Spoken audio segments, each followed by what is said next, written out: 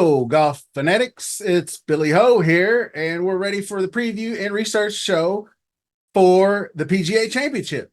And this week, we're in my hometown, Louisville, Kentucky, at Valhalla Golf Club.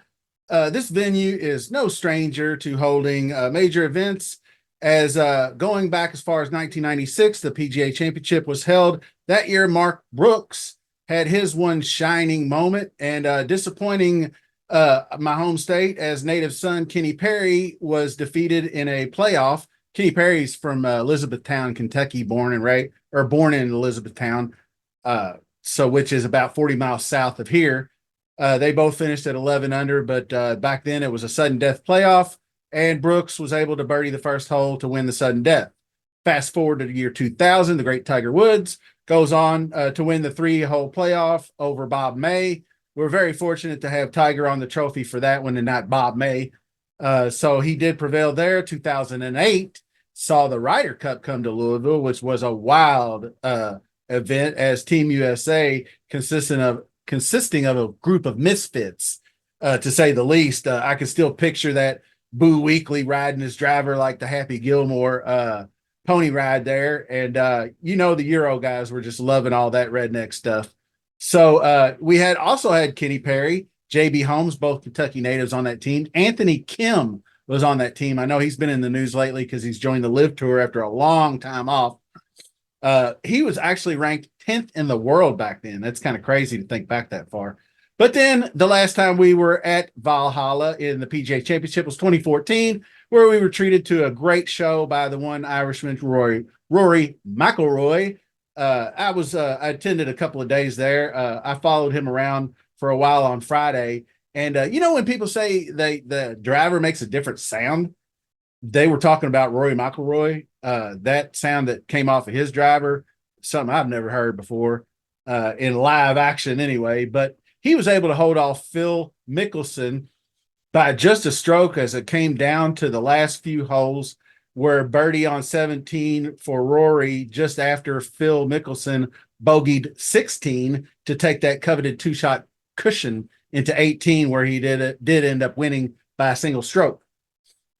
So, time to dive into this golf course, Valhalla Golf Club, and then we will go over some stats from Fantasy National, so we can begin to build a player pool, pricing's out, all that good stuff. DFS, and then maybe some possibility to talk a little one and done. So please subscribe to the channel. Much appreciated there. Smash that like button as always. Join the DraftKings contest. It is live. Free Drop Billy is my DK username. So look for that. And let's get this thing started. Okay, well, first let's cover the weather really quick, because here in Louisville, May can be a fickle type of month. Main concern this week is going to be thunderstorms. I don't think the wind is going to be a real factor. It doesn't appear so, but during the times that these thunderstorms kick up, they could be. The course is going to be soft. We've already had a pretty good amount of rain over the last week and a half. We are expected to get heavy downpours early in the week, coming in early Tuesday morning, 97% chance. And heaviest that day, we're looking at almost an entire inch. Then I think it tapers off a little bit. Thursday looks pretty good, but the weekend does look spotty with some scattered pop-up types of storms. So, Valhalla Golf Club, par 71, 7,609 yards. Sounds long. It'll play fairly long if it's soft. There's 3 par 3s are over 200 yards. There's 3 par 4s from 400 to 450, 4 par 4s from 450 to 500. Then we have 2 that are over 500. So if you watch the Pat Mayo show, and I'm sure he's probably got into this a little more, they didn't exactly know what the topography of the area landscape-wise was. It's a Jack Nicklaus design, and he's basically combined a lot of the things he likes about Augusta, his home course of Muirfield Village. And I think it's got a little bit of PGA National Florida courses in it, like they played at the Cognizant. There's a couple of holes where you wind around the water and you can bite off, across the water on your tee shot. So let's start with the renovation changes since 2014. Obviously, the biggest one, fairways are now Xeon Zoysia, which makes maintenance in this type of climate much easier to handle. So Hole number 1 added 38 yards, 484 now. Hole 12 added 27 yards.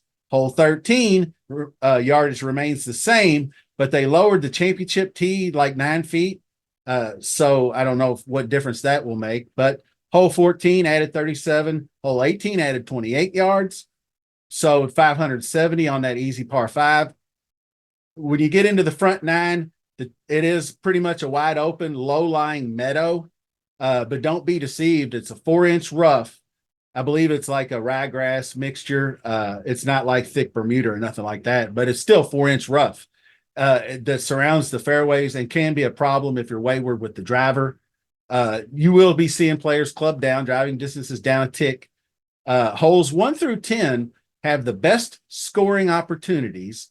The shortest par 3 is number 8. That's on the list. Then you have a couple of short par 4s, and you'll have the two of the 3 par 5s.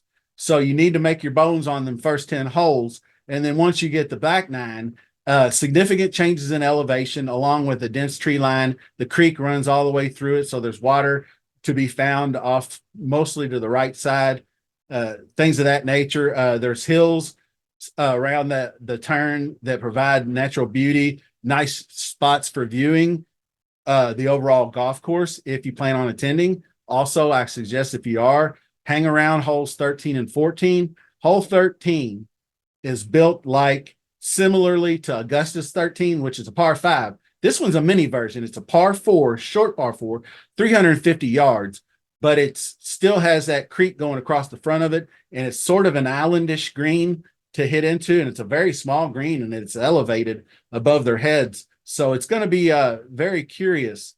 And I thought in my head, maybe they might mess with the tee boxes. Maybe they try to move them up to tempt these guys to try to drive it.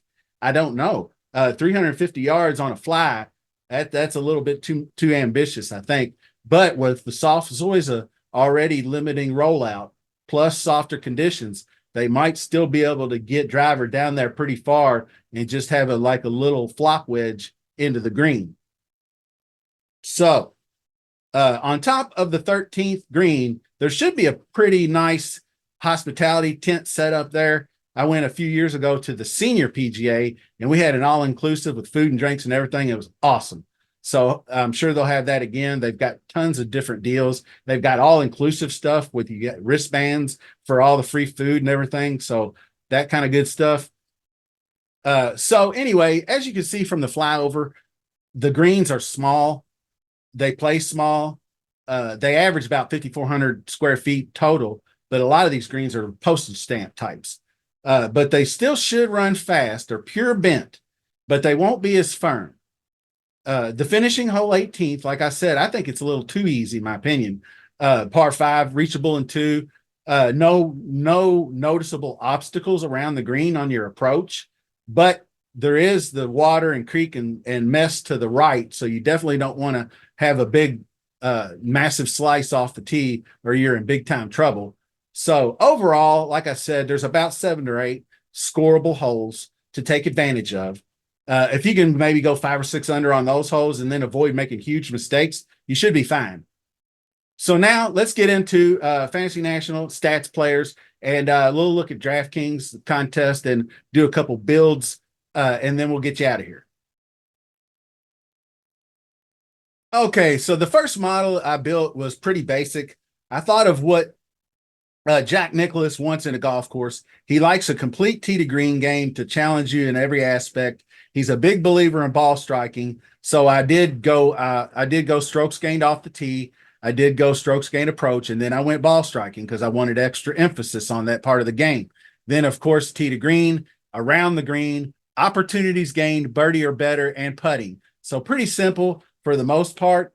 I did like this move right here. I called it the Nicklaus model. So all you have to do is go down here to the architect and then check Jack Nicklaus. And then I'll go up here and I'll set the model rank. You can see Patrick Cantlay comes out on top. And he's obviously a good Nicklaus player in his own right. So there's other things you can do, like comp course wise, like if we uncheck the Nicklaus box, what I would do is just add in those Nicholas courses along with Augusta, Muirfield Village, Quail Hollow. They're playing this week because I think those are similar in nature as far as the long par fours and things of that are concerned. And a low key comp is TPC Southwind. And the reason for that is they have the Zoysia fairways and they also have very small greens. So it's a similar skill set, even though it's Bermuda grass greens and like that. But it's kind of like the same kind of challenges exist. So that's just some good information to have. So strokes gained putting on the whole, I feel like it's the purest of the pure bent grass. So I'm not going to specify bent. I think if you're just good at putting, these are going to be easier to putt on, in my opinion. So when they're this pure, it doesn't matter the surface. They're just kind of they should fit everybody pretty comfortably. Like I said, ops, birdie or better. Greens gained. I will probably do a little bit of greens and regulation gained on that in some more models that I pay attention, play around with and whatever. So you also have to take into account that there's a potential for lift, clean, and place, which will put a little more emphasis on the accuracy off the tee. And so the biggest story is going to be one Scotty Scheffler. So everybody was worried about Scotty and having the baby and getting that call on the front nine and leaving the tournament for his firstborn child. Well, we can all take a collective sigh of relief as that baby is born. He is risen, or not risen, but the infant son of Jesus is born, the Jesus of golf right now anyway. But he's on the Tuesday interview schedule. He's going to play. I feel pretty good about that. The other sort of big deal is Rory McIlroy is actually being competitive at golf again. He had not had even a top 10 finish. While I'm talking, we'll load this up. Not even a top 10 finish all season until he got this third at Valero. So you can see how these are just not Rory stats. He'll at least backdoor a top 10 like he used to back in these. I mean, you see all these finishes prior to this season. And then you got 21, 19 at the Players, 22 at the Masters, 33 at the Heritage, which he doesn't really play the Heritage, but things of that nature. So I just thought that was interesting. If you're not watching it, it's a great showdown, the back nine. I'll be right back on the television glued for the last few holes after this video. Scotty Scheffler and Xander Schauffele are neck and neck, and they're a touchdown clear of the field. They're 14, 15, 16 under in that range going into the last four to six holes, I think. So really, really going to be an exciting finish there. So Scotty would be the other story. He's the best ball striker on the planet. But I don't know if he'd have any rust. I mean, the Heritage wasn't that far ago. It hasn't even really been it'll be maybe a full month since he's played, but that's not that big of a deal.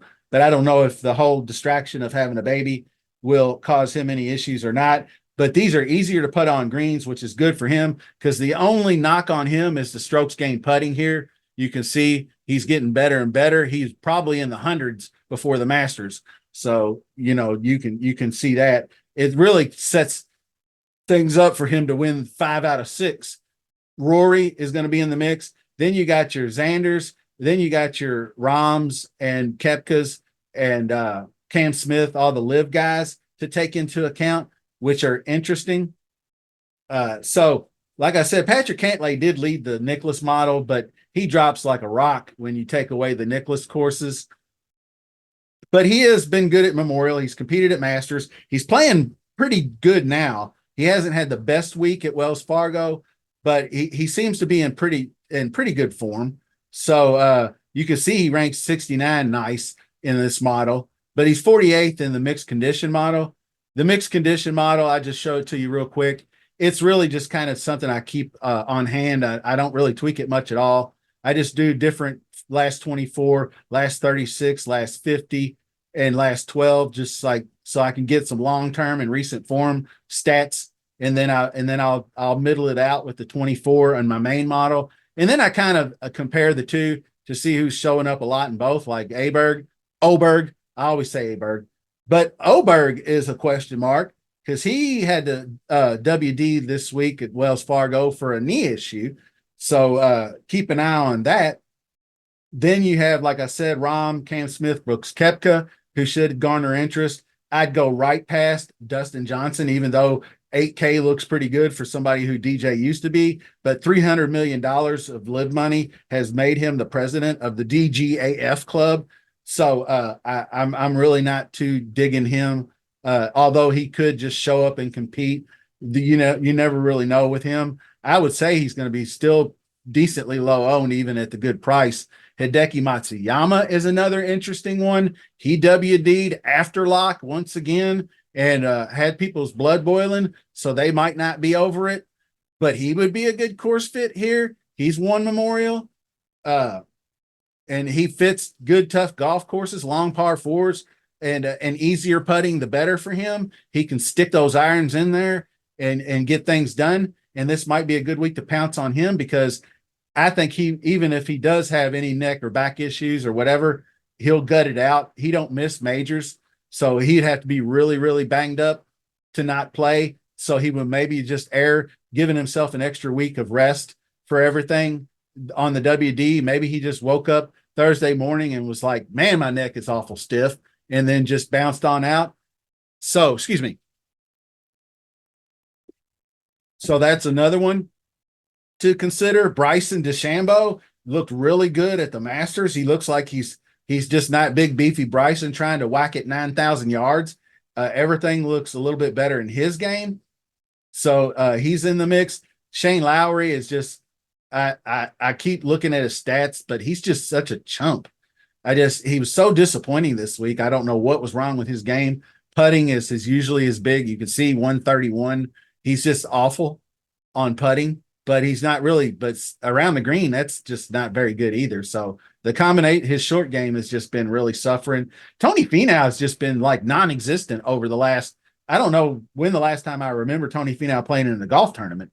I know he's played recently, but it just seems like he hadn't been around all year. Terrell Hatton back in the mix. I mean, he's a guy that can play. So you move on down the list and I'll just show you these names. Because I wanted to pan down here.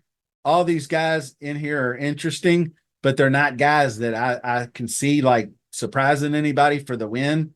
Keegan Bradley looks pretty good this week. He would fit this course pretty well, I would think. Anything easier on his horrible putting would help. So, but I mean, him and a guy like Dean Burmeister, I mean, come on. I mean, those two in price, that's just ridiculous. So Keegan is underpriced.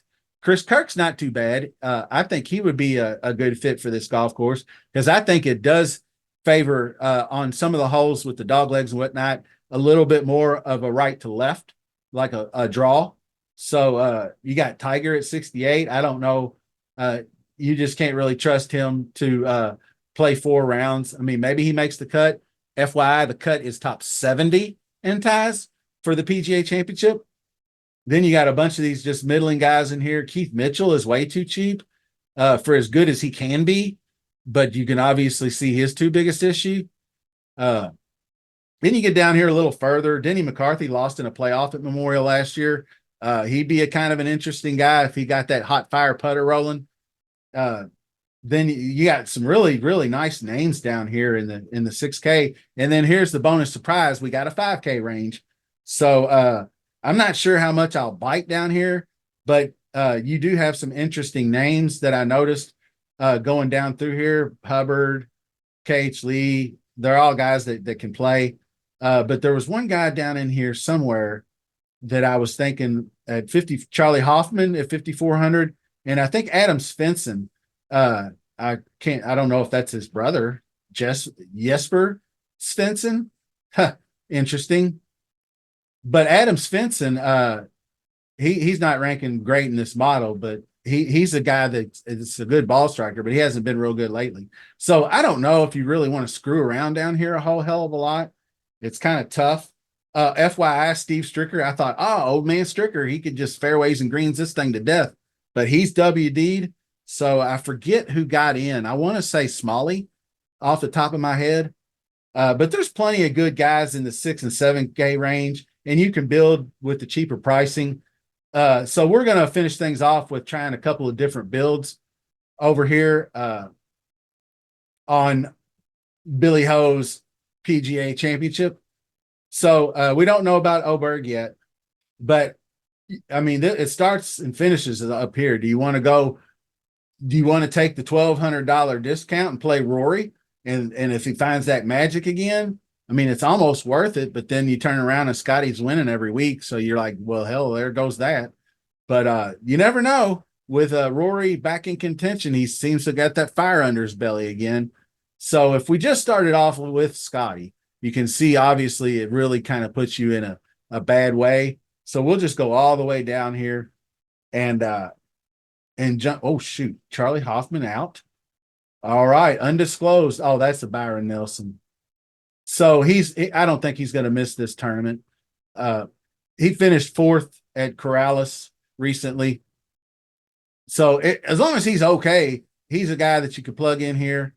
Wacky Valimaki. I mean, there's a ton of guys, but if you just plug a guy down in here just to get your price right, then you can get into some guys up here that you're looking at. You can go JT, hometown boy, or maybe get into this is just going to be kind of a balanced in scrubs, I guess what you would call it. So you take a high price guy up top, then you take a 9K, and then we go down here and we say we'll just go for Decky just for purposes. So you can see how tough things get when you get down here. I don't want to build this way. It's not like I haven't wanted to play Scotty Scheffler, but he just that price really does hamstring him. Unless he wins going away, that's just not going to be good enough. So if we just remove him and then we take the $1,200 and we can get back into the 7K range here, and maybe we take one more guy like say Hollywood Hoagie at 64, and then we got a good spot here in the 8K range where we can take a solid player like a Sung Jae or a Tom Kim, somebody. Spieth. I don't know Spieth. If you didn't know, he's been battling this wrist injury, ulnar nerve or something that acts up on him that he can't really have surgery on. He just got to manage. So it's kind of rolling the dice there. He looked pretty good this week there for a while. I'm not really sure how he's going to end up. But then you got Fitzy and Cam Young in this 9K range. So really tough sledding to get a multiple guys in here that you like. So if we just clear the board here and say we just say, oh boy, we'll just white knuckle it past these top guys, and we'll start our lineup in the 9Ks, and say you think Patrick Cantlay's finally going to do something. Then you can just run right back with JT, and then you go down here and you just plug in this one might be good with a ball striker that puts that is good, that would probably handle easy bent grass is Griot. Take him at 5,600, and now you got 83, and it's much more comfortable to work with. So you can get in here and you can get your I believe Ricky Fowler actually played pretty well. He finished like in the top 5 here in 2014. But he's a shell of his former self. But ball striker galore, Corey Connors with some easier putting sounds like a good spot for him. Then you can play him. Look, you got all the way up to 8,700, and you can take another stab at one of these guys in here. Patrick Reed always seems to show up, and then you got 9,500. You can see how much better your lineup looks if you just don't care about that. So that's a couple of different ways of building lineups. So we're going to go ahead and get you out of here on the preview show, and we'll finish things up with a full field of 154 golfers, top 70 in ties, like I said, to make the cut. So you can take more risks. So and then there's a bunch of guys. If you go through there, you can eliminate 50 guys easily. I'll be tinkering with a few different ways, styles of builds and whatnot. So a few days to get that done, but I'm really glad I got this video out. Happy Mother's Day to everyone. All the moms out there, kiss and hug your mother, because you never know how long she's going to be around. And best of luck this week. See you soon.